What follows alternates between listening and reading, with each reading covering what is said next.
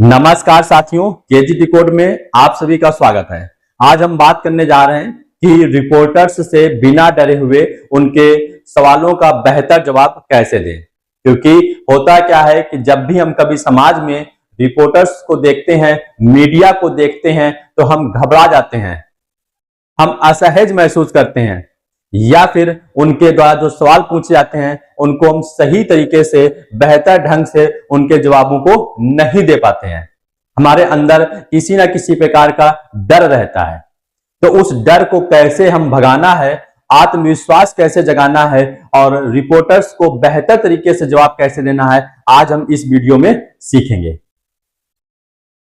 तो साथियों, सीखने का तरीका क्या होता है, आपके अंदर आत्मविश्वास कब जाता है, यहां से हम बात शुरू करेंगे जाकर के।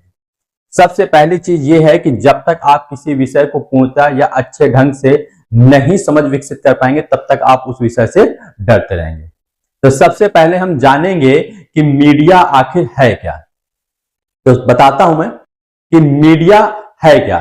तो हमने कहा मीडिया कोई प्रशासनिक इकाई नहीं है, मीडिया कोई न्यायिक इकाई नहीं है, मीडिया कोई निर्णायक इकाई नहीं है।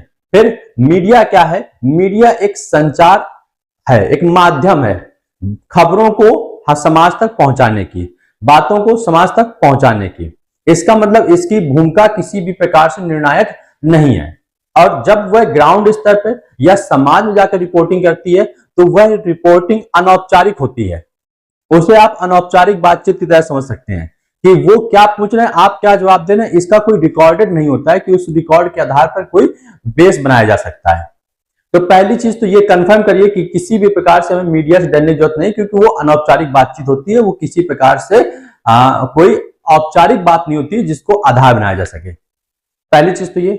हाँ, विशेष परिस्थितियों में यदि आप बयान दे रहे हैं किसी के सापेक्ष, यदि बयान के तौर पे आपकी रिकॉर्डिंग की जाएगी, तब तो वो आपके लिए औपचारिक हो सकता है। कहीं हद तक आप उस पर ध्यान दे सकते हैं। लेकिन जब फॉर्मली ऐसी कोई बातचीत हो रही है समाज में, तो वो अनौपचारिक बातचीत होती है। तो पहली बात समझ में आ गई कि जो मीडिया है वो है क्या? वो एक संचार का माध्यम होता है जो हमारी बातों को समाज तक पहुंचाता है या समाज की घटनाओं को हम तक पहुंचाता है। इससे ज्यादा कुछ भी नहीं है। फिर दूसरी बात, दूसरा यह है कि हमें सुनने की क्षमता अच्छी रखनी पड़ती है। जब भी कभी मीडिया हमारे सामने आती है तो हम पहले उसको सुने, उसको समझे, उसके मामले या उसके उद्देश्य को समझे कि ये किस उद्देश्य से यहां पर आए हुए हैं, ये क्या जानने की कोशिश कर रहे हैं। सबसे पहले हमें इस पर ध्यान देना चाहिए। ये दूसरा पॉइंट हो गया। क्या होना चाहिए? हमें सुनना चाहिए उनके उद्देश्यों को, उनके उद्देश्य, उनके विचार को। ये दूसरा पॉइंट। फिर तीसरा पॉइंट क्या है? तीसरा पॉइंट ये होता है कि हमें अपने अंदर आत्मविश्वास रखना होता है। क्या रखना होता है? आत्मविश्वास। तीसरा पॉइंट क्या है? हमें अपने अंदर क्या रखना होता है? आत्मविश्वास रखना होता है। क्यों? क्योंकि जब हम आत्मविश्वास रखेंगे तभी हम किसी की बात को अच्छे ढंग से सुन पाएंगे और अपनी बात को अच्छे से डिलीवर कर पाएंगे, बता पाएंगे। तो तीसरे नंबर क्या हो गया? आत्मविश्वास। चौथे नंबर पे क्या है? चौथे नंबर पे हमें ध्यान रखना होता है कि हमारी जो भाषा होनी चाहिए वो बहुत ही सरल होनी चाहिए, स्पष्ट होनी चाहिए और शिष्टाचारपूर्ण होनी चाहिए। ऐसा कुछ भी ना बोले जो अभद्र भाषा का प्रयोग करें।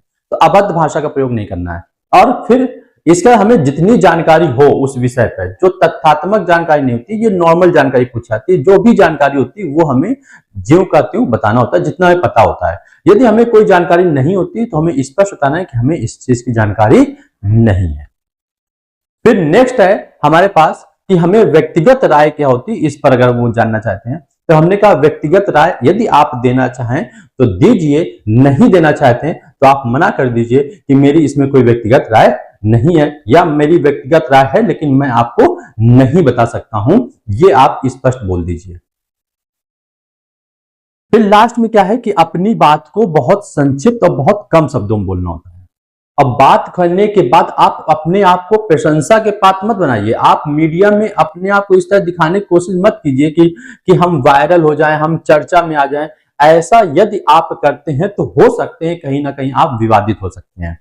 क्यों? क्योंकि आप कुछ ऐसा बोल देंगे जो बयान विवादित होता है। तो इसलिए ऐसा कुछ मत बोलें जो विवादित हो। अपनी बात को सहजता से रखें, तभी लोग आपकी बातों को सुनेंगे। जितना आप कॉन्फिडेंट के साथ अपनी बात रखेंगे उतना ही लोग उसको सुनेंगे। चिल्लाने से या जबरदस्ती बोलने से आपकी बात की वैल्यू नहीं होती है। कॉन्फिडेंस के साथ अगर आप बात रखेंगे तो लोग आपकी बात को सुनेंगे और समझेंगे। तो इस तरीके से आप जो है मीडिया के लोगों को फेस कर सकते हैं। बहुत ही सरल होता है, बहुत आसान होता है, इसमें इतना घबराने की जरूरत नहीं होती जितना हम परेशान होते हैं। आपको एक बार फेस कर लेंगे, आप एक बार लोगों से बात कर लेंगे, फिर आपको डर खत्म हो जाएगा। तो डर खत्म करना है तो आपको आगे बढ़ना पड़ेगा। आपको एक बार, दो बार, तीन बार मीडिया के सामने आना पड़ेगा। यदि आते हैं तो आप उनसे भागिए नहीं, उनका सामना कीजिए, इससे आपका व्यक्तित्व निखरेगा। और मैं इसी तरीके से आपके हौसले को बढ़ाता रहूंगा अपने नए नए वीडियो के द्वारा। तो दोस्तों फिर मिलते हैं नेक्स्ट वीडियो में, तब तक के लिए जय हिंद, जय भारत।